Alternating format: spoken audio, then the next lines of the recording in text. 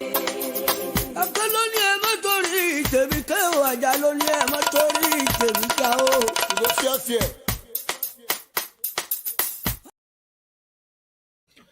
Hello ẹ̀yin èèyàn mi, àló gẹ́gẹ́ bí ọ̀rọ̀ bàbá wa kan tí wọ́n ti dolóògbé báyìí, kọ́lọ́run bá wa fọ̀run kẹ́ wọn.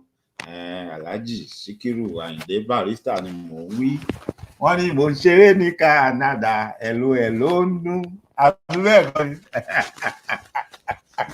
Èmi ọmọ yín, àbúrò yín, olólùfẹ́ yín, ayọ̀ ọkàn yín, ẹ̀yin léjú Elédùmarè, mò ń kí gbogbo àwọn ní ẹ kú dédé àkókò yìí.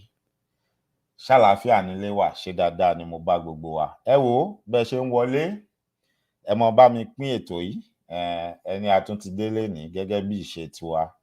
Ẹ má wá gbàgbé bẹ́ẹ̀ ṣe darapọ̀ mọ́ mi tẹ́ wà lórí Facebook yìí. Ẹ má gbàgbé pé bẹ́ẹ̀ náà ni mo wà lórí YouTube lọ́wọ́lọ́wọ́ bí mo ṣe ń sọ̀rọ̀ yìí, mo wà lórí YouTube. Mo fẹ́ kẹ́ ẹ darapọ̀ mọ́ mi níbẹ̀. Bí mo ṣe ń bá wa sọ̀rọ̀ lọ́wọ́lọ́wọ́ yìí, tẹ́ ń wò mí lọ́wọ́lọ́wọ́ báyìí, mo wà lórí YouTube, ẹ lè darapọ̀ mọ́ wa. Ẹ̀yin tí ẹ ń wò mí lórí Facebook, tó jẹ́ pé bóyá fún dìkan àbẹ́kejì, bóyá ẹ̀yin ò sí lórí YouTube.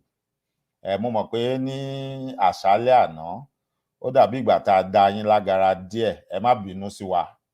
Bó ṣe wáyé lálẹ́ àná nìyẹn. So ẹ má wá fi ṣèbínú, ẹ má bínú sí wa. Àmọ́ yóò dùn mọ́ mi o lọ́pọ̀lọpọ̀ tẹ́ bá lè darapọ̀ mọ́ wa lórí YouTube. Nítorí pé ṣégeṣége tí Facebook ń ṣe lẹ́nujọ́ mẹ́ta yìí, àti ìmọ̀ bá a ṣe fẹ́ ṣe, ó ṣeé ṣe kó jẹ́ pé ibi tí ọ̀rọ̀ ó padà gbà, kó jẹ́ pé bá a ṣe ṣe, ó ṣeé ṣe kó jẹ́ pé orí YouTube láti padà lọ mọ́ yanjú gbogbo ẹ̀.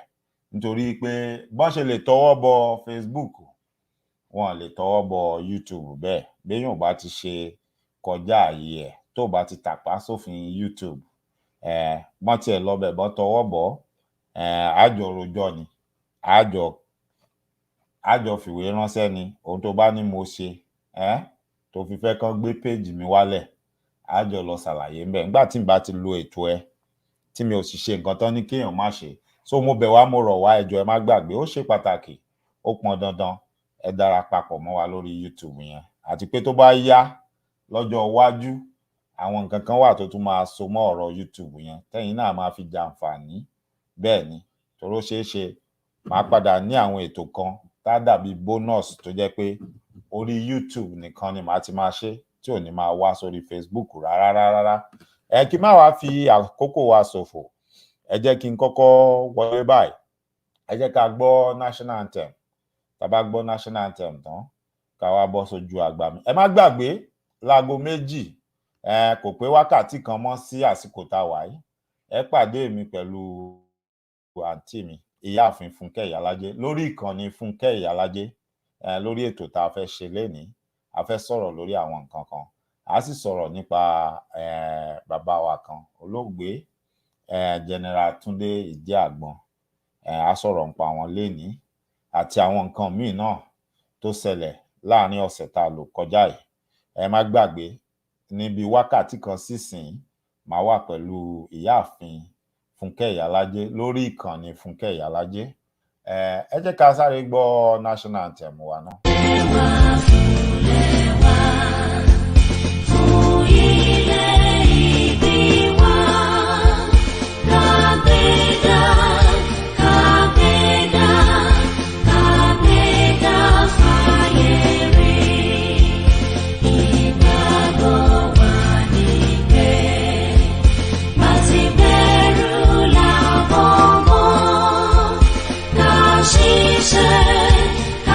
She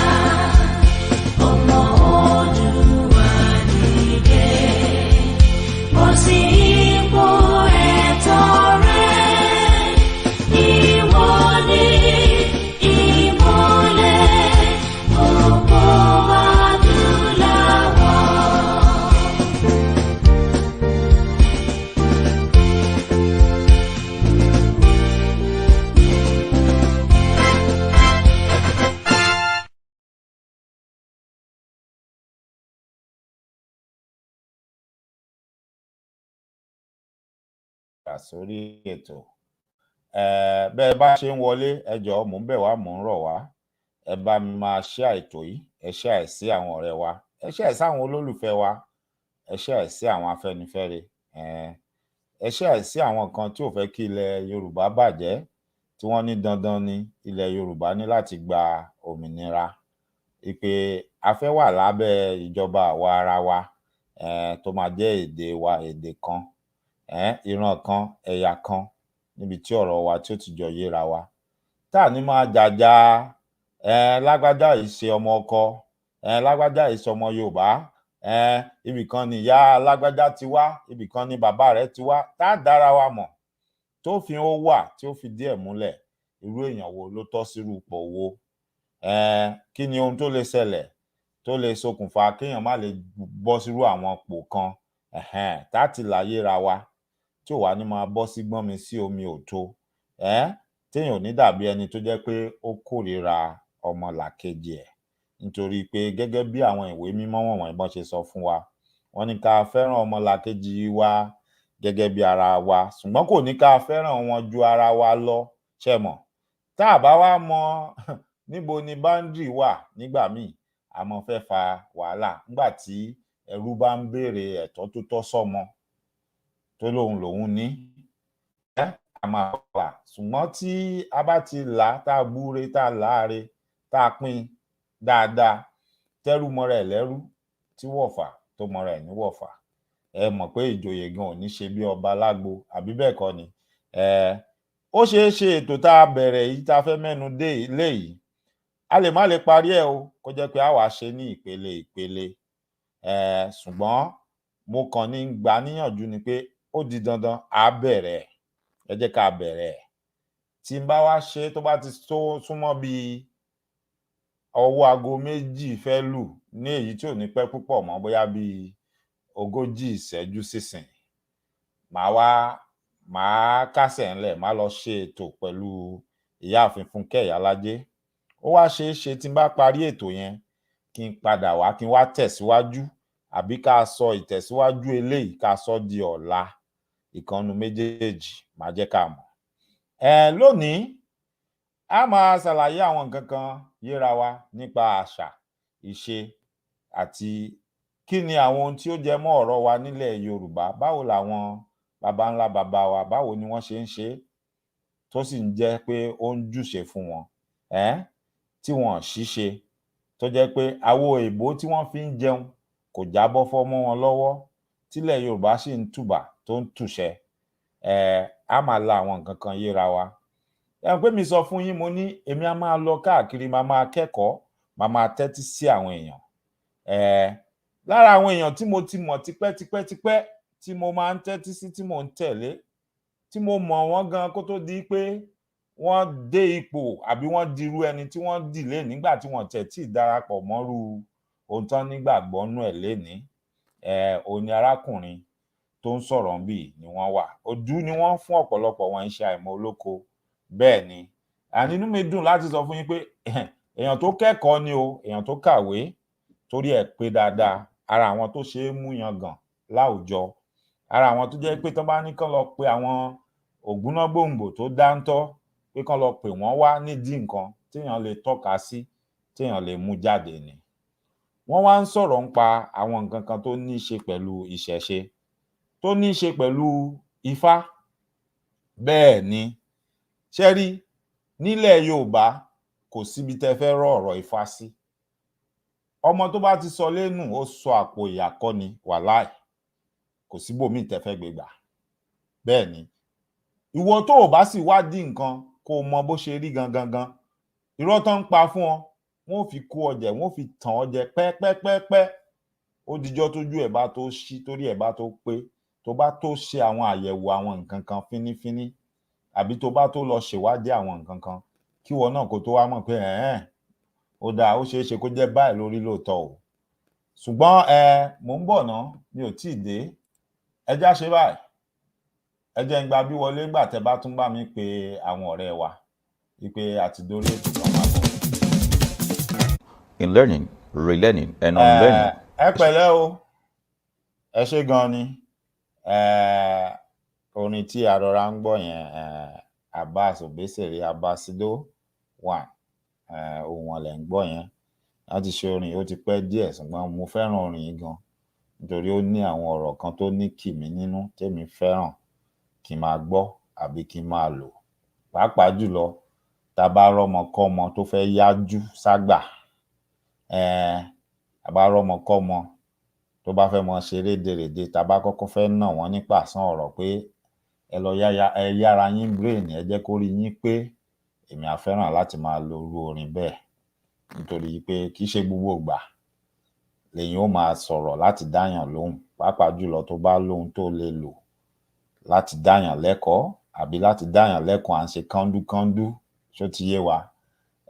Mo mọ̀ pé ọ̀pọ̀lọpọ̀ nǹkan ló ti ṣẹlẹ̀ láàrin ọ̀sẹ̀ tá a fẹ́ lò parí lénìí oríṣiríṣi là ń gbọ́ oríṣiríṣi ló ń ṣẹlẹ̀ àmọ́ mo fẹ́ dúpẹ́ lọ́wọ́ yín gbogbo ẹ̀yin sọ̀rọ̀sọ̀rọ̀ mo fẹ́ dúpẹ́ lọ́wọ́ yín fún iṣẹ́ ribiribi tẹ́ ń ṣe lẹ́nu ọjọ́ mẹ́ta yìí ṣe rí i pé gbà tá a sọ fúnra wa pé rárá ẹ má jẹ́ ká sọ pé ká fi wọ́n lẹ̀ pé ajá ló ń gbó ẹ má dá wọn lóhùn ẹ dá wọn lóhùn tó bá ti parọ́ ẹ kò wọ́n lójú ẹ challenge wọn pé kán mú ẹ̀rí ọ̀rọ̀ tán sọ jáde nítorí tẹ́ bá gba irọ́ láàyè láti máa gbilẹ̀ láwùjọ wa apá ò ní ka mọ́ nígbẹ̀yìngbẹ́yìn ṣe rí i pé gbà tí wọ́n ń gbérọ́ jáde tó ń kálukú ń ṣe tiẹ̀ tẹ́ ń kó wọn lójú ṣe rí i pọ́rọ̀ ń lójú túbọ̀ oníkálukú mọ̀ wọn rẹ̀ oníkálukú mọ̀ wọn rẹ̀ bẹ́ẹ̀ ni kì í ṣe pé ká jáde ká máa búra wa kọ́ ní ó yanjú ọ̀rọ̀ tó wà ńlẹ̀ yìí ṣùgbọ́n sọ̀rọ̀ sọ ohun tí n bá ṣe gbé ẹ̀rí ẹ̀ jáde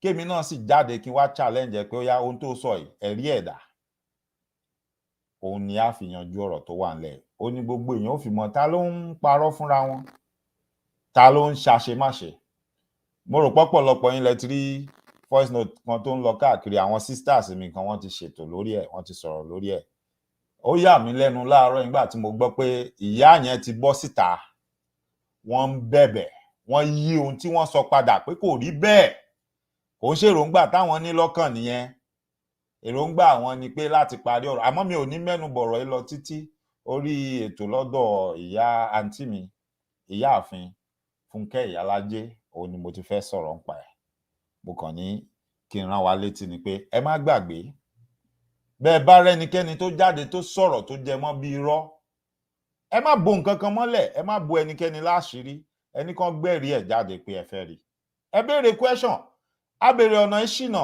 òun làwọn baba ńlá baba wa sọ o ìwọ tó o bá ti mú ìlànà àti ètò tí àwọn baba ńlá baba wa tí wọ́n gbé kalẹ̀ tó o mú lọ́kùnkúndùn tó o mọ bọ́n ṣe ń lò tó o mọ bọ́n ṣe ń rìn bọ́n ṣe ń tọ́ wọ́n á kó ẹ̀jẹ̀ kó pẹ́ wàá bá wọn rìnrìn ìrànwùn tó máa pòyì lójú kan tí wàá máa ráǹdì wàá pẹ́ ńbẹ̀ wọ́n á dẹ̀ máa tẹ̀ ẹ́ wọ́n á tún máa wá ṣe kinní kan láti ká ojú ẹ̀ kúrò ńbẹ̀ pé àwọn àṣà rándanrandan wo ni àwọn bàbá wo ni wọ́n bá ti ń sọ bẹ́ẹ̀ fún ẹ wọ́n fẹ́ kó róòtọ́ ni wọ́n fẹ́ kó mọ bó ṣe rí gangan nítorí nínú àṣà àti ìṣe wa òun ló ti kọ́gbọ́n torí ó pé tó mú ṣáṣá àṣà òyìnbó ò lè kọ́ ẹ ní ọgbọ́n tó fi deal pẹ̀lú situation tó wà ní ilẹ̀ wa ọgbọ́n àwọn baba ńlá baba wa tán fi ṣe ilẹ̀ wa òun ni wàá lò tí wàá fi deal pẹ̀lú situation tó ń ṣẹlẹ̀ sí ẹ ní ilẹ̀ àwọn baba ńlá baba ẹ so ẹ jẹ́ kí n sáré kí wa ìwọ tó o bá gbọ́ kí n dárúkọ àbí kí n ṣàfojúdi ẹ foríjì mí ó ṣeé ṣe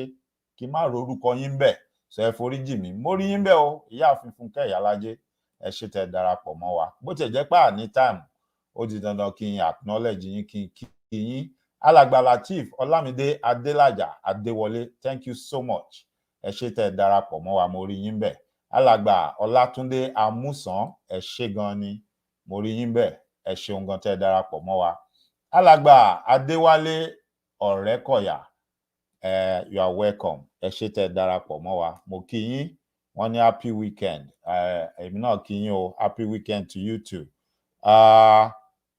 tá mo tún rí ń bẹ alàgbà Ọlá Akínyẹmí àwọn sọ̀rọ̀ pé nation no going back bẹ́ẹ̀ ni orí Yorùbá nation yẹn gangan eléyìí tó dó sórí òdodo òun la dó sí àdẹ̀yìn àpadà ń bẹ̀ mo kí yín o bàbá mi Adéwálé Adéwùmí you are welcome to the show ẹ ṣé gan àti ẹ̀yin silent listeners tẹ́ wà lábẹ́ aṣọ tí ẹ ò fẹ́ gbójú síta àbúrò mi àtàtà wàá kúkú pẹ́ láyé lágbára Ọlọ́run láṣẹ Èdùmàrè, wàá dàgbà wàá dógbó. Sọ̀rọ̀ ayé táwọn bàbá wa ò jẹ, gẹ́gẹ́ bí ọ̀rọ̀ àwọn àgbà wọn láyé tẹ̀sìn ò jẹ, èrù díẹ̀ ni ó jẹ. Àwa ò jẹ o, kódà ìwọ gan ó jẹ dáadáa láṣẹ Èdùmàrè. Ibi táwa náà bá tún jẹ́ pàtì sí, àwọn ọmọ wa ó tún gbé ńbẹ̀, wọ́n ó tún kọjá bẹ̀ láṣẹ Èdùmàrè. You are welcome to the show. Àwẹ̀ Ọ̀lànrẹ̀wájú, thank you for joining me. Láì dé ìnà pẹnu, ẹ jẹ́ a ṣe báyìí. Ẹni tí mo fẹ́ lo fọ́nrán ẹ̀ tá a fẹ́ fi sọ̀rọ̀ lénìí, inú mi á dẹ̀ dùn, mo fẹ́ bẹ̀ wá, mo fẹ́ rọ̀ wá. Kò ní nǹkan kan ṣe pẹ̀lú pé bóyá ẹ ti lọ ń wò wọ́n lórí ìkànnì wọn. Mi ò wá nílé mú fọ́nrán wọn láti fi ṣètò kí n sọ̀rọ̀ nípa ẹ̀ lọ́jọ́ iwájú, kí wá torí ẹ̀ ní mi ò ní tọ́ka yín síbi tí ìkànnì wọn wà rárá. Ohun tó tọ́ tó yẹ kí n ṣe, bàbá réèyàn tí Ọlọ́run jogún ọpọlọ fún, tó gbé nǹkan lẹ̀, tó ń ṣàlàyé nǹkan tó sì ń yé èèyàn, tá a bá wá ń ṣe àmúlò ẹ̀, ó yẹ ká lè sọ fún àwọn èèyàn míì náà tó wà lẹ́gbẹ̀ẹ́ wa pé ibi báyìí lèmi ti ń bu omi ọgbọ́n mu o, kò di dandan kó o dúró dè mí kémi máa tún wá fún ẹ nínú omi ọgbọ́n tèmi bù, ìwọ náà lè máa lọbẹ̀ kó lọ máa bù mu. Ó ní ẹnìkan tí wọ́n ń pè ní Great Man Ayilára. Great Man Ayilára, ọ̀pọ̀lọpọ̀ wa la lè mọ̀, ṣùgbọ́n ìgbà tó yá ó yí orúkọ padà. Ó ń pera wọn ní bàbá Yorùbá. Bàbá Yorùbá, bàbá Yorùbá yẹn, ẹ jẹ́ n wò bóyá mo lè bá wa kọ síbẹ̀, torí tẹ́ bá fẹ́ wá wọn lórí YouTube. Mo ti bá wa kọ síbẹ̀, ẹ máa rí. Wọ́n ń pera wọn ní bàbá Yorùbá nísìnyí. Tí ẹ bá lọ sórí ìkànnì wọn, tó bá fẹ́ mọ̀ nípa àṣà ìṣe nílẹ̀ Yorùbá, tẹ́rù wá ń báyìí pé èmi ò lè máa lọ́dọ̀ àwọn bàbá kan tán so àwọn àdómọ́rùn tí wọ́n ṣe tí gbogbo ẹ̀ kàn ń jà sìndìnsìndìn. Ṣùgbọ́n tó fẹ́ kẹ́kọ̀ọ́, you are looking for an intellectual, a well-educated and well-versed person, to tutor you and to tell you the ways of our forefathers.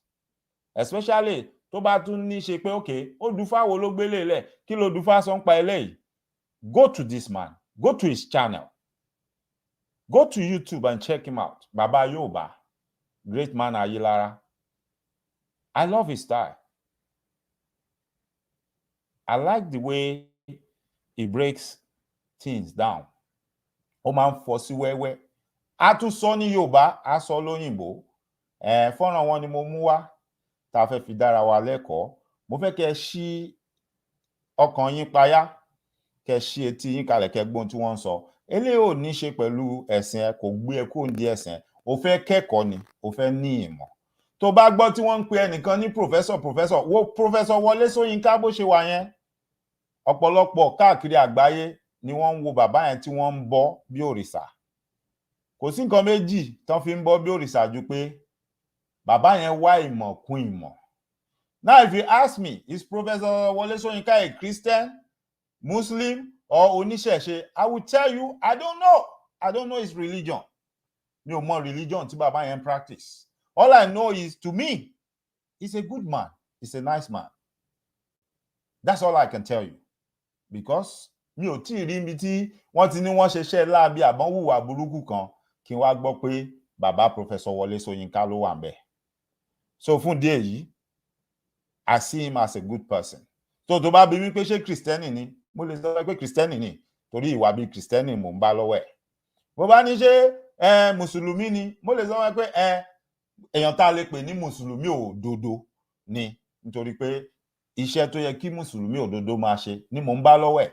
Bó bá wá ní àbó oníṣẹ̀ṣe ni, mo lè sọ fún ẹ pé yes, oníṣẹ̀ṣe ni, nítorí pé bí àwọn baba ńlá baba wa bọ́n ṣe máa ń ṣe pẹ̀lú ọwọ́ mímọ́, iṣẹ́ mímọ́ àti ìwà rere, òun náà là á bá lọ́wọ́ ẹ̀. So I really cannot specify pé ibi báyìí ni bàbá ẹ̀ belongs to, other than tell you pé he's a human being that loves other humans like him, that doesn't hate people, that loves to tell the truth.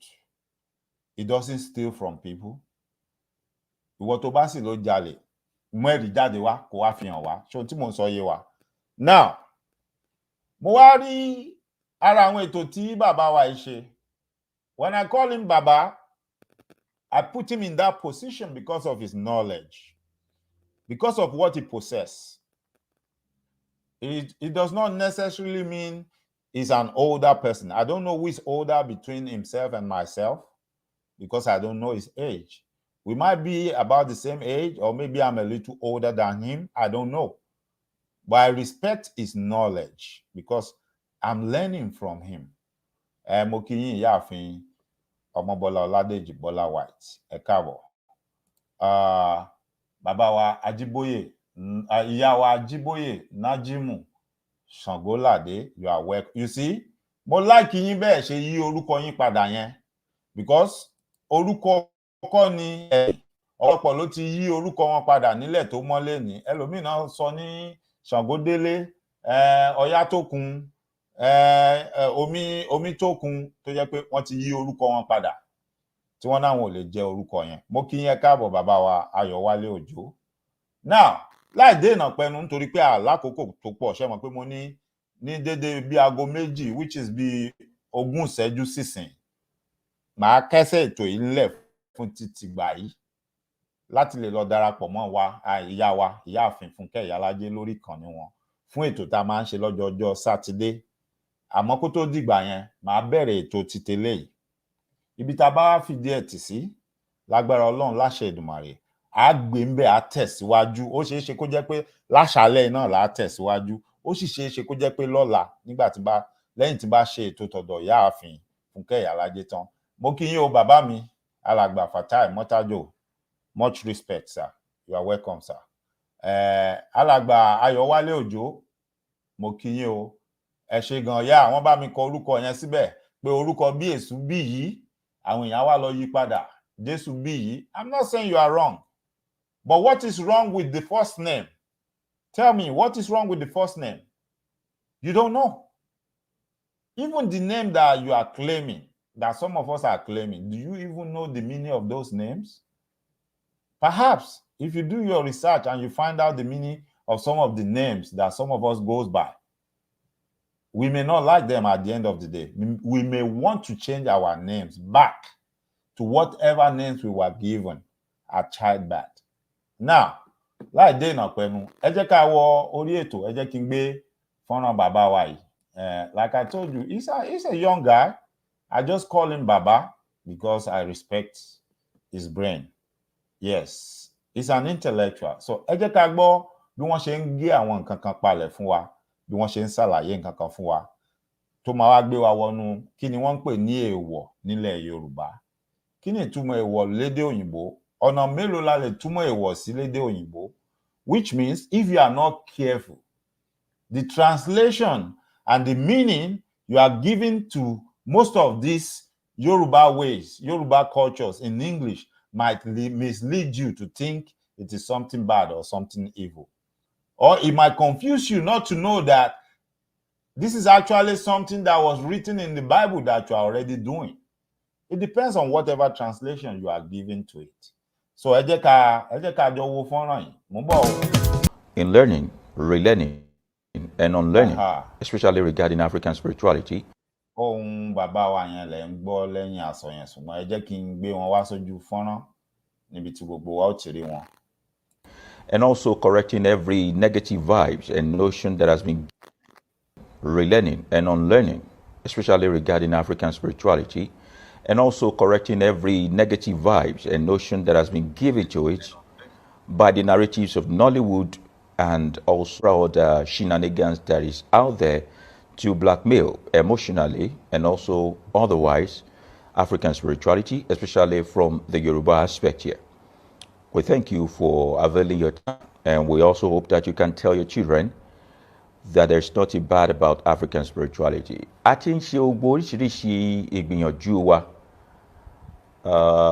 Láìpẹ́ ọjọ́ a lọ sórí ẹ̀rọ agbóhùnsáfẹ́fẹ́ eléyìí tí wọ́n ń pè ní radio station kí a lè túpọ̀ kìkì ẹ̀ dáadáa. Ojúṣe tèmi tiyín ni. Àwọn kan kàn mú lókùnkúndùn jura wọn lọ ni. Ó wá ṣe láàánú pé ọ̀pọ̀lọpọ̀ àwọn tí a lérò pé wọ́n mọ̀ bá wa dá sí ọ̀rọ̀ yìí tí wọ́n ní àǹfààní láti tú kan ọ̀pọ̀lọpọ̀ ọgọ́rùn-ún lọ́nà mílíọ̀nù èèyàn lára. Ní tí wọ́n fi èdè ọ̀hún ṣe ó burú jáì, ní tí wọ́n fi ẹ̀bùn ọ̀hún ṣe ó burú jáì. Èyí la fi ń sọ fáwọn èèyàn wípé bẹ́ẹ̀ bá ń wá ibi kiri ẹ má yà lọ́dọ̀ wa. Bọ́ ọ bá fẹ́ gbájú èèyàn ó nílò àfọ̀ṣẹ, ó fẹ́ gbọ́kọ lọ́kọ, ó gbayaláya, ó wẹni tó fi kí ni wọ́n ti ń pè tẹ̀lé mi òrùka burúkú tó fi má yà lọ́dọ̀ tíá. That's not the essence of this way of life. And our target audience are folks below the age of 45, so we can actually behold with them. And we're also contemplating on the language of presentation.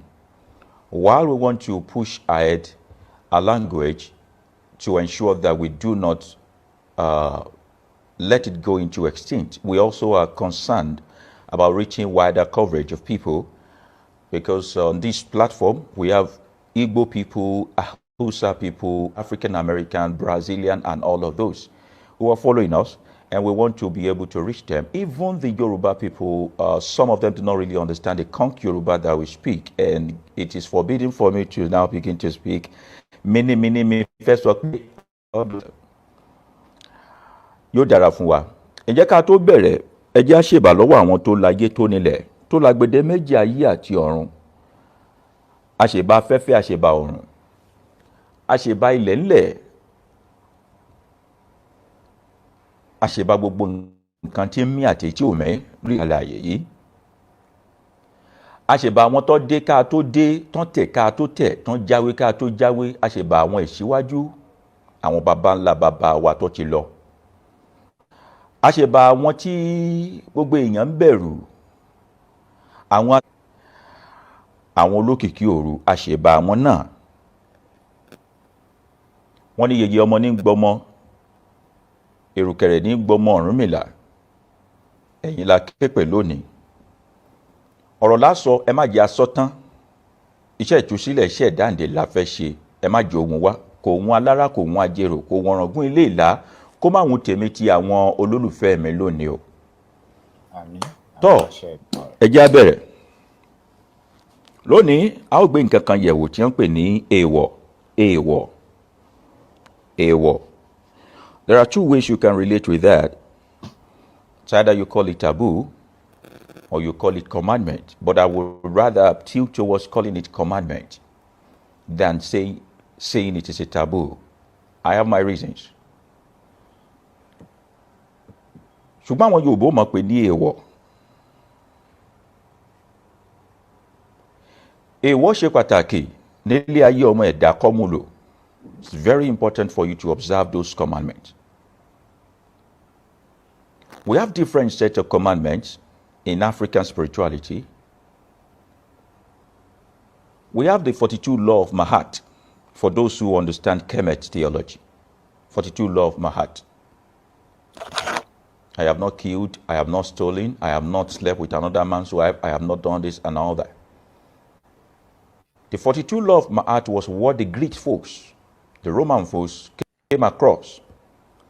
And from there they extracted the 10 commandments that they claimed that Hamose, I'm sorry for not calling them the name you know them by. We know these people. That's what they claim that Yahweh gave to Hamose, which you know as Moses, which is the 10 Commandments. It was an abbreviation or summary.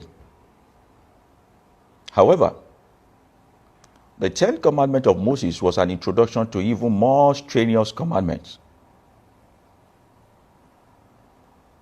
Because we discover later that Hamose gave over 600 laws or commandments to his folks, too cumbersome to bear. While they came across the 42 law of Mahat and decided to do what we call plagiarism around it.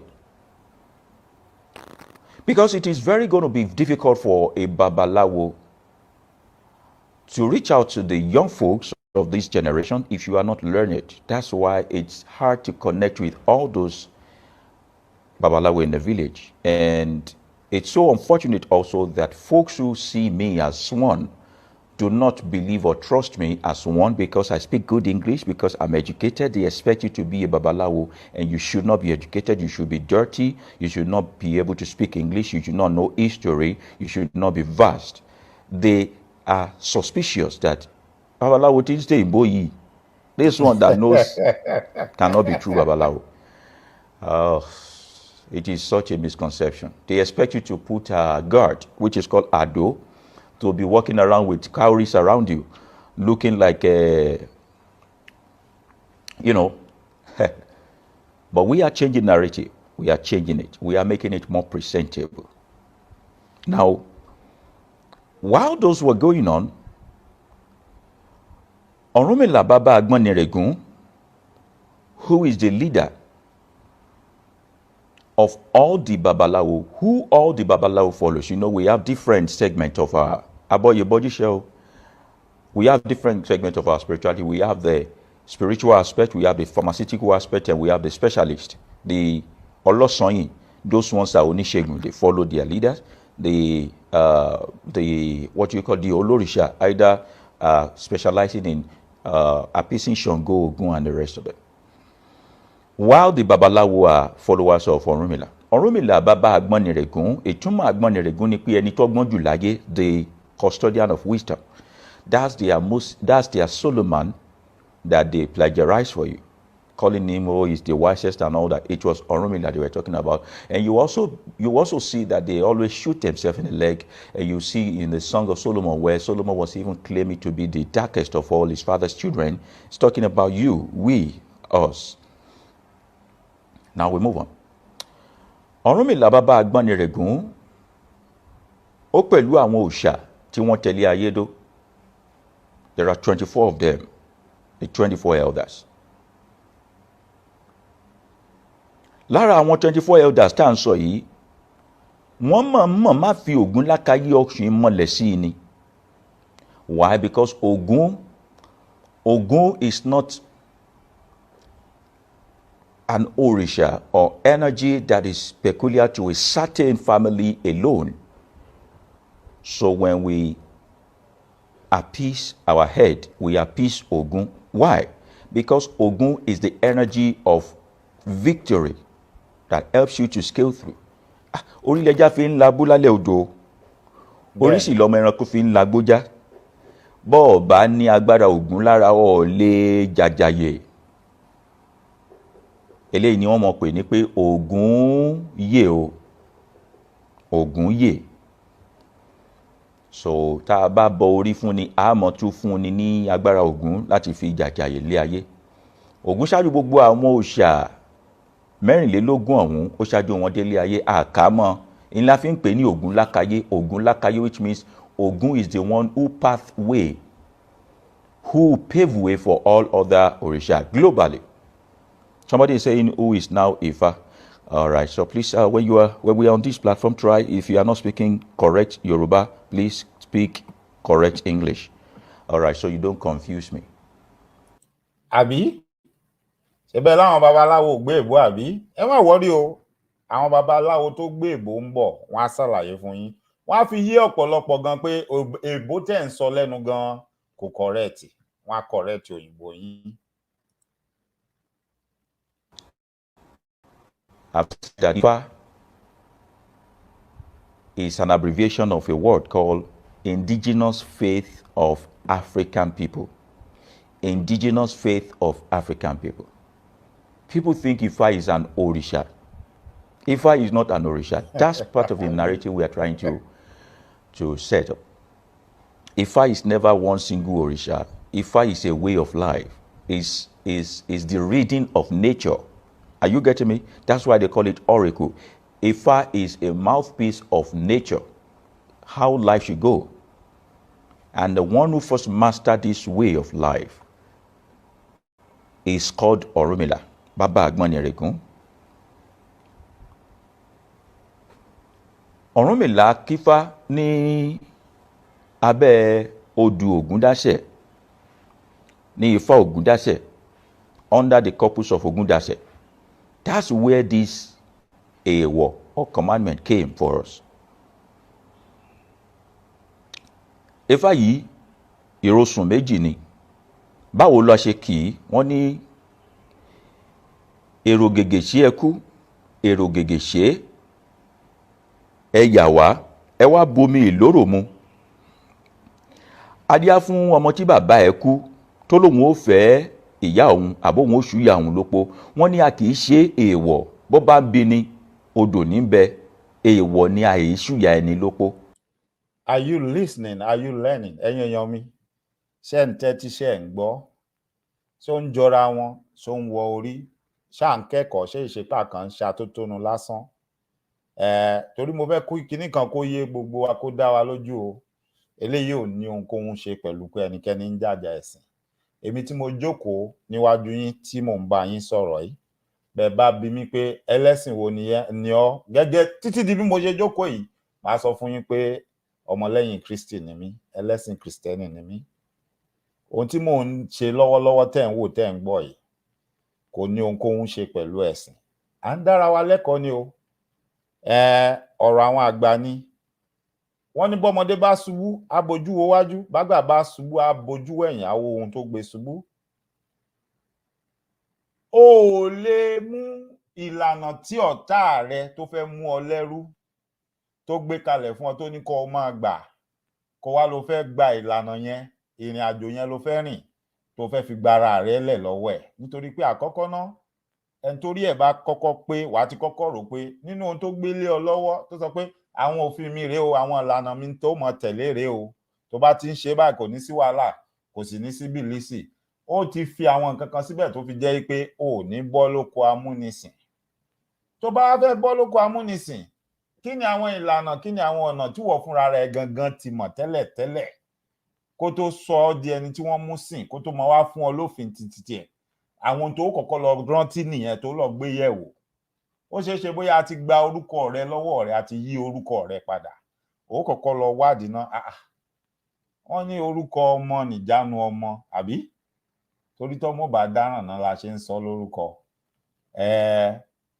Ó kọ́kọ́ lọ wò náà, kí lorúkọ mi?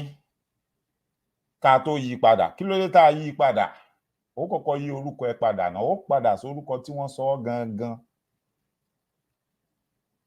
Ó tún wá béèrè lọ́wọ́ rẹ̀, àwọn ọ̀nà wo, àwọn ìrìn wo ni mò ń rìn tẹ́lẹ̀tẹ́lẹ̀ ká tó gbé mi sórí ọ̀nà àti ìrìn eléyìí tí mò ń rìn, torí eléyìí ò fẹ́ pé mi mọ́. Ebi wọ́n ní bí wájú ò bá ṣe é lọ, ẹ̀yìn á ṣe é padà sí. Bọ́wọ́ ò bá ṣe é sán, àwọn àgbà Yorùbá ní a máa ka lórí o. Ẹ sì máa gbọ́ wínrínwínrin o, torí àwọn ètò pọ̀ tá a máa ṣe. Eléyìí ṣe pé máa ń tẹnu mọ́ lọ́pọ̀lọpọ̀ ìgbà. Èmi ò ráyè ìjà, mi ò ráyè mìrìndìn ká máa báwọn kan máa, àmọ́ tó bá ń pa irọ́ tí wọ́n ń pa yẹn tí ọ̀pọ̀lọpọ̀ fẹ́ máa nígbàgbọ́ nínú ẹ̀, òun ló mú mi sọ pé a gbọ́dọ̀ dá wọn lóhùn. A gbọ́dọ̀ sọ fún wọn pé kán mú ẹ̀rí jáde, tí wọ́n bá lẹ́rìí kán pa ẹnu wọn mọ́, kán yé parọ́ fáráyé. Àjẹ́ bẹ́ẹ̀ ni iṣẹ́ tó wà ńlẹ̀ tó wà níwájú ó pọ̀ ju pé kéèyàn kan máa wá máa gbé rédèrèdè sí wá wájú lọ. Kò sáàyè fún régbé àbí rédèrèdè. Ọ̀nà bá ṣe máa dá àwọn èèyàn wa lẹ́kọ̀ọ́, tá a máa la àwọn èèyàn wa lọ́yẹ̀ pé a ní ọ̀nà tiwa, ní ìlànà tiwa bá a ṣe ń ṣe. Lélẹ̀ tó dáa, tó rẹwà, tó wuyì láwùjọ, tó mú ọmọlúàbí dání. Kò sí nínú àṣà àti ìṣe wa pé ká rí ìyàn fín. Kò sí nínú àṣà àti ìṣe wa pé ká máa ta ẹ̀jẹ̀ sílẹ̀. Bẹ́ẹ̀ ni kò sí bá a ṣe fẹ́ ṣe tá à ní ráwọn èèyàn kan tán máa ya ọmọ líle, tán máa wúrú ìwà yẹn láwùjọ wa, tí wọ́n á dẹ̀ wà nípò alágbára. A lè wá tì, bẹ́ẹ̀ ló dẹ̀ ṣe wà káàkiri gbogbo àgbáyé. Bẹ́ẹ̀ ló wà ní gbogbo inú ẹ̀sìn pátápátá. Bẹ́ẹ̀ ni gbogbo inú ẹ̀sìn ló wà. Ìtàjẹ̀sílẹ̀ wà. Ní ilẹ̀ Amẹ́ríkà tèmi jókòó sílé ní tí mo ti ń sọ̀rọ̀, àwọn kan wà tí wọ́n ń pè ní Mormon. Báwọn èèyàn bá ń kà wọ́n, ẹ̀ka kan nínú àwọn ẹ̀ka tí wọ́n nígbàgbọ́ nínú Kristi náà máa ń kà wọ́n mọ́. Wípé ẹ̀sìn wọn náà fẹ́ jọmọ́ bí tàwọn ọmọlẹ́yìn Kristi. Bẹ́ẹ̀ bá sì lọ wádìí wọn, tẹ wá gbogbo ohun tí wọ́n ṣe, ẹ rí ọ̀pọ̀lọpọ̀ ìtàjẹ̀sílẹ̀ àti ìwà bíi pé ká fẹ́yàwó jọ, kódà ká máa fẹ́ ọmọ tí ò tí ì tó lọlé ọkọ gan, ká máa fi tipátipá sọ pé ó ti tó lọlé ọkọ, ká máa sọ di ọmọbìnrin. Ohun tí mo sọ yé wa. kí wá ní irọ́ ta wá ń pa tanra wa, ta wá kọ̀ǹdẹ́mù àṣà àti ìṣe àwọn baba ńlá baba wa, ta wá sọ wípé apààyàn ni wọ́n, onírọ́ ni wọ́n, wọ́n ṣe gbá wọ́n ṣàwò, a sì mú tẹni ẹlẹ́ni èyí tí ààrẹ rí ẹ̀ tí ò dá wa lójú, a sì gbé sórí, a sì ń pọ́n lé. Àmọ́ gẹ́gẹ́ bí mo ṣe sọ, a dára wa lẹ́kọ̀ọ́, a gbára wa níyànjú nítorí pé tá a bá fẹ́ ṣe bó ṣe yẹ ká ṣe kó lè rí bó ṣe yẹ kó rí, ara ohun tá a gbọ́dọ̀ ṣe àtúnṣe sí ni àwọn nǹkan wọ̀nyí. Kì í ṣe pé kẹ́nikẹ́ni wá lọ máa ṣe ẹ̀sìn tí ò bá wù ú àbí lọ máa bọ̀, ṣùgbọ́n learn about your ancestors, learn about your ways. What happened? How do we do things in our society? Who are we? And then, do we have some shortcomings? Kò sí nǹkan tí ó dáa tí ò ní àìdá díẹ̀ lẹ́gbẹ̀ẹ́. Kódà tó fi mọ́ àwọn oògùn tó ń ṣe táwọn èèyàn fi ń ṣe ìwòsàn ara, wọ́n á sọ fún ẹ pé ó ní side effect. Side effect yẹn nǹkan tí ò ní bá ẹ lára mu ni, àbí bẹ́ẹ̀ kọ́ ni. Ṣùgbọ́n oògùn yẹn ó fẹ́ ṣe àtúnṣe nǹkan kan tó ń ṣe nínú àgọ́ ara. Ṣùgbọ́n wọ́n ń sọ fún ẹ pé ó ṣeé ṣe tó bá ń ṣe àtúnṣe yẹn o, ó tún lè fa àwọn nǹkan kan náà tó tún lè fẹ́ máa mú ìnira dání o. Ìwọ ló wàá mọ̀ pé okay, báyìí la ṣe, báyìí la tọ̀. Mi ò ní lò ó. Ó dáa, màá lò ó. Màá wá nǹkan míì tí màá fi tọ́jú àìnira tó fẹ́ mú dání yẹn nítorí ìlera ara mi òun ló ṣe kókó fún mi. So ó dàbí pé ẹ̀gún wa ó ti ń débi yù báyìí, ó ti ń ṣetán àti yọ. Ìyẹn tí gbogbo wa bá ṣí ọkàn wa payá, tá a bá tẹ́tí, tá a bá gbẹ́kọ̀ọ́. Ó ṣeé ṣe kó jẹ́ ẹnu àwọn ọmọdé ni àwọn ọ̀rọ̀ wọ̀nyí ó ti máa jáde tá a bá fojú ọmọdé wò wọ́n. Ó ṣeé ṣe kó jẹ́ ẹnu èèyàn tí ẹ ó rí tí ẹ kàn wò pé eléyìí kí ló ń sọ jẹ́ ẹni tí ò mọ nǹkan tó ń sọ. Ó ṣeé ṣe kó jẹ́ ẹnu wọn làwọn òótọ́ ọ̀rọ̀ wọ̀nyí ó ti máa jáde. Tá a bá ti ta wọ́n dànù, ká pè wọ́n lórúkọ tí ì ṣe tiwọn. Ẹ rí i pé nígbẹ̀yìn gbẹ́yìn dídùn lọ́sàn wa ní òṣò. Mò ń kí gbogbo wa bá tún ṣe ń wọ. Ẹ má bínú gẹ́gẹ́ bí mo ṣe sọ. Mi ò ní pẹ́ cut program, in fact, ó dàbí pé mo ní ìṣẹ́jú kan sí. Mo mọ̀ yóò dàbí ìgbà tí mo dá yín lágara, ṣùgbọ́n mo wá bẹ̀ yín, mo rọ̀ wá. Ẹ má bínú sí mi. Màá gbìyànjú nígbà tá a bá parí ètò lọ́dọ̀ sísítà mi, ìyáàfin Fúnkẹ́ Ìyálájé, lélẹ̀ tá a máa bẹ̀rẹ̀ ní bí ìṣẹ́jú 5 sísìn. Nígbà tá a bá parí ńbẹ̀ bóyá bí aago 5, màá padà wá. Ìyẹn á jẹ́ bí wákàtí 3 sísìn. Màá padà wá sórí ìkànnì, màá wá continue show yìí. Tí mi bá lè padà wá lénìí láti wá continue, tó bá yẹ pé àsìkò ti lọ, tí mo dẹ̀ wò ó pé bóyá èèyàn ti lè lọ sùn, á sọ di ọ̀la. Lágbára Ọlọ́run láṣẹ Èdùmàrè, kò sí ohunkóhun tí mò ń ṣe lọ́la. Kí Ọlọ́run ọba kó dá ẹ̀mí sí, kẹ́lẹ́mìí má ti gbà. Á wá padà níbi tá a bá fi rọ̀ sílé, níbi tá a bá forí ẹ̀ tì sílé ní, á gbé láti bẹ̀ lọ́la. Ṣùgbọ́n kó má dàbí pé mo dá wa lágara. Ẹ jẹ́ kí n jẹ́ kí alàgbà yìí. Ìrosùn méjì nù. Abẹ́ ògùn dáṣẹ́. Ọ̀rúnmìlà wá bẹ̀rẹ̀ sí ní kí Ifá fún àwọn ọmọ adarí oorun. Wọ̀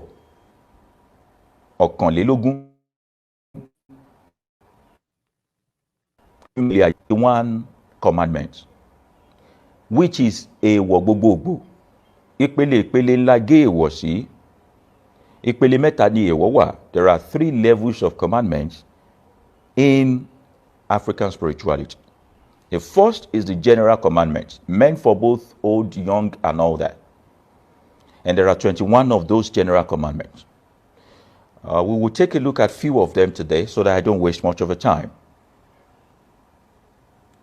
The general commandment is there. Eléyìí ni èèwọ̀ gbogbogbò. Àwa ní èèwọ̀ ìdílé ẹni. Kẹ́ẹ̀rí bá a ṣe lè tò nǹkan dáadáa nílẹ̀ Yorùbá bí. Èèwọ̀ ìdílé, that's family commandment. Lẹ́yìn èyí, ẹlẹ́nkẹta náà wá ní èèwọ̀ òkè ìpọ̀nrín. Èèwọ̀ òkè ìpọ̀nrín, which is your personal commandment, your individual commandment. All these things can also be called allergy.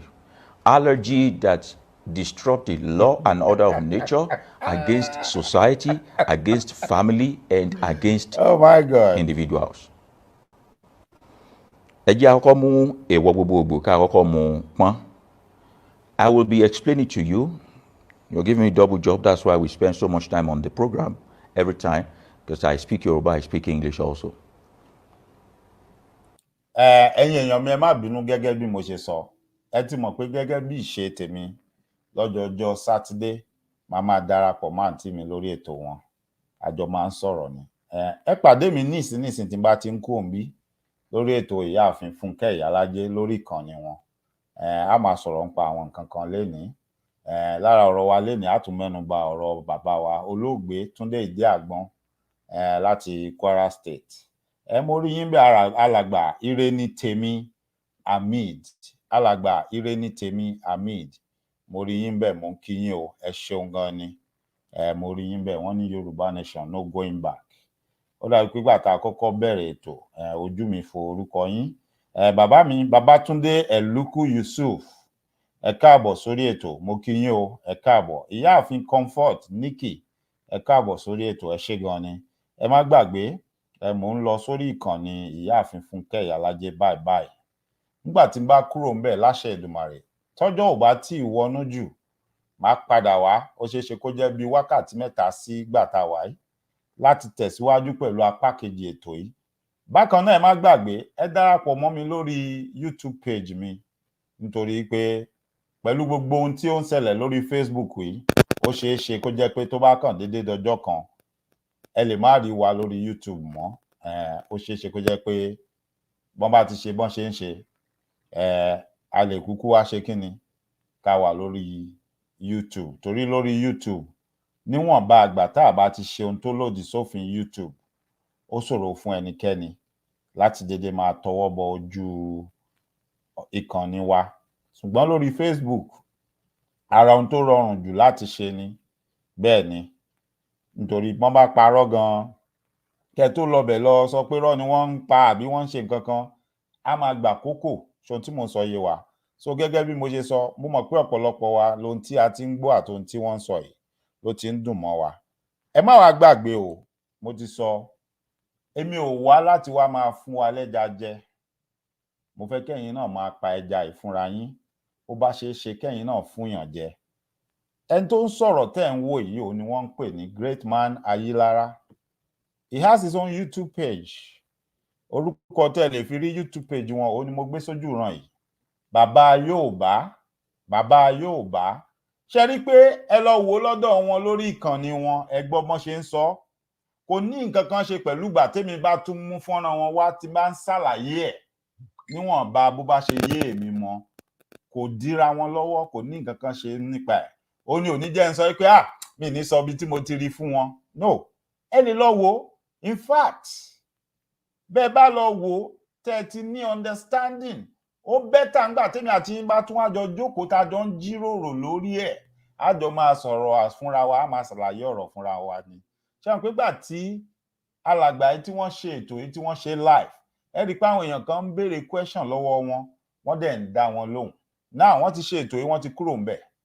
Ó ṣeé ṣe ìgbà tèmi àti yín tẹ́yin bá ti lọ wò, tèmi wá ń ṣètò tí mo mú wá, tí mo wá ń ṣàlàyé. Ó ṣeé ṣe bóyá ẹ ní ìbéèrè, bóyá wọ́n pe gbólóhùn Yorùbá kan tó fẹ́ rújú, ẹ wá fẹ́ béèrè pé gbólóhùn Yorùbá yìí ò yé mi, kí ni wọ́n ń sọ pẹ̀lú yẹn? Àbí wọ́n ṣe àkàwé, àbí wọ́n dárúkọ nǹkan kan. Ẹ wo orúgbà tán bẹ̀rẹ̀ àlàyé, wọ́n sọ̀rọ̀ nípa Moses, wọ́n pè ní Ámósè. Ẹlòmíì lè máa wò pé kí ni wọ́n mean àbí bákan. So which is true, orúkọ ẹ̀ nìyẹn, tá bá translate ẹ̀ òun làwọn ń sọ. So ẹ lè ní béèrè bí irú béèrè bẹ́ẹ̀ yẹn pé ṣé is it the same Moses ni wọ́n ń sọ àbí another Moses, which èmi á lè ní Moses kan náà ni òun ni wọ́n ń sọ̀rọ̀ nípa ẹ̀. Wọ́n dẹ̀ ń dárúkọ àwọn nǹkan kan àtàwọn ìwé kan àti àwọn ìlànà kan tó fi ń explain wípé okay, ńbo láti lè rí o àbí nǹkan kan o, ṣé ohun tí mò ń sọ yé wa? Kò dira wọn lọ́wọ́. So ẹ lè lọ orí ìkànnì yẹn, ó bá wù yín gan ẹ lè lọ wò ó báyìí kó tó di pé mi padà wá. Ẹ dẹ̀ lè dúró ìgbà tí bá padà wá, tá a bá continue kájọ máa wò ó. Ṣùgbọ́n tẹ́yin náà bá lọ tẹ́ bá wò ó, tẹ́yin náà ti gbóhun tán sọ, á ní ọgbọ́n tẹ́yin náà ti kọ́ ń bẹ̀. Ó ṣeé ṣe kí n padà wá kí n máa ṣètò kó jẹ́ pé mi gan ó tún kọ́ ọgbọ́n látọ̀dọ̀ tiyín, látẹnu yín, based on nǹkan tẹ́yin náà ti gbọ́ lẹ́nu wọn, then ẹ̀yin náà ti mú àwọn nǹkan kan jáde tó gbà tèmi bá dé tí bá ń ṣe atótónu tèmi tí mo ń ṣàlàyé bóyá mo wá omi tiẹ̀ àbí ọkàn tèmi ò tiẹ̀ lọ́bẹ̀ ẹ̀yin náà lè kọ́ ẹlòmínà rí bẹ́ẹ̀ pé òótọ́ dẹ̀ nìkan tẹ́ ní kọ́ o Dr. Michael láò tiẹ̀ rántí yẹn bọ̀ wọ́n ní ká fi ọ̀tún wẹ òsì ká fòsì wẹ ọ̀tún ká fọwọ́ wẹ ọwọ́ òun lọ́wọ́ fi ń mọ́ ojúṣe gbogbo wa ni iṣẹ́ gbogbo wa ni yes gbogbo wa kọ́ la máa di sọ̀rọ̀sọ̀rọ̀ gbogbo wa kọ́ la máa gbójú síta wa máa sọ̀rọ̀ bọ̀ ẹ̀yin kan náà wà tó yẹ pé ẹ lè kọ́ ọ̀rọ̀ níbi tí sọ̀rọ̀sọ̀rọ̀ bá ti ń sọ̀rọ̀ ìmọ̀ràn kan tí èmi kàn máa ń gba gbogbo wa lọ́pọ̀lọpọ̀ ìgbà ni pé gbogbo ìkànnì tẹ́ ẹ bá ti bára yín ọ̀rọ̀ tẹ́ ẹ bá kọ ẹ jẹ́ kó jẹ́ ọ̀rọ̀ ọlọ́gbọ́n kó má jẹ́ ọ̀rọ̀ tó máa dá wàhálà lẹ̀ kó má jẹ́ ọ̀rọ̀ tó máa jẹ́ irọ́ ìpè ẹgbọ́ irọ́ kan téèyàn kan pa ń bì kan tó ń fẹ̀sùn kan ẹnìkan láti bà á lórúkọ jẹ́ tẹ́yìn ò dẹ̀ tí ì wádìí ẹ̀ kẹ́ wá lọ sí kànnì ibòmíì kẹ́ máa bá wọn spread ẹ̀ àwọn nǹkan tèmi lòdì sí tí mo ní ó ṣe láìfí nìyẹn kì í ṣèwà wa we usually don't do that ara àṣà aláṣà àti ìwà oníwà ni ó dẹ̀ ti fẹ́ máa gbilẹ̀ ó fẹ́ máa jọba láàrin wa àwọn nǹkan wọ̀nyí kò dẹ̀ bá ojú mu ṣùgbọ́n ẹ má bínú sí mi gẹ́gẹ́ bí mo ṣe wí máa padà wá bó bá ṣeé ṣe níbi wákàtí 3 sísìn yóò bá wá jẹ́ bẹ́ẹ̀ tẹ́ ẹ̀ bá rí mi ẹ ti mọ̀ pé a ti sọ di ọ̀la nìyẹn a tẹ̀síwájú láti ibi tá a bá dé mo ti fojú sun ibi tá a bá dé báyìí ẹ jẹ́ kí n kọ́lẹ̀ tó fi jẹ́ pé gbà tá a bá padà wá a ní padà sẹ́yìn a tẹ̀síwájú láti ibi tá a bá dé yìí ni yóò sì dùn mọ́ mi nígbà tá a bá padà wá kó jẹ́ pé gbogbo pé Ọlọ́run ọba kó wà pẹ̀lú wa kó ṣamọ̀nà gbogbo wa kó jẹ́ kó ṣeé ṣe fún gbogbo wa ká lè jọ padà wá ká tẹ̀síwájú láti ibi tá a bá dé yìí so títí dìgbà náà ẹ má gbàgbé ẹ pàdé mi lórí ìkànnì ìyáàfin Fúnkẹ́ Ìyálájé mo mọ̀ pé àwọn á ti wà ń bẹ̀ lọ́wọ́lọ́wọ́ báyìí ohun tí a ti jọ lérò ńgbà tá a ti jọ pinnu pàjọ máa ṣe lọ́jọ́jọ́ sátidé ni wọ́n ní àwọn mùsùlùmí ní àlùkáwàní ẹ̀rù Ọlọ́run ni béèyàn bá ṣe àdéhùn níwọ̀nba àgbà tí Elédùmarè bá ti fúnyàn lálàáfíà tó fúnyàn láàyè ohun tó dáa ni pé kéèyàn máa má déhùn sí ọ kó máa múṣẹ ẹ má bínú sí mi ẹ jẹ́ kí n mú àdéhùn tí mo ṣe pẹ̀lú ìyáàfin Fúnkẹ́ Ìyálájé ẹ jẹ́ kí n múṣẹ mo kí yín alàgbà Jamiu Toríọlá wọ́n ní ẹ kú ètò sir yes thank you so much I appreciate you a máa pàdé láìpẹ́ yìí láṣẹ Èdùmàrè ẹ ṣeun gan ni.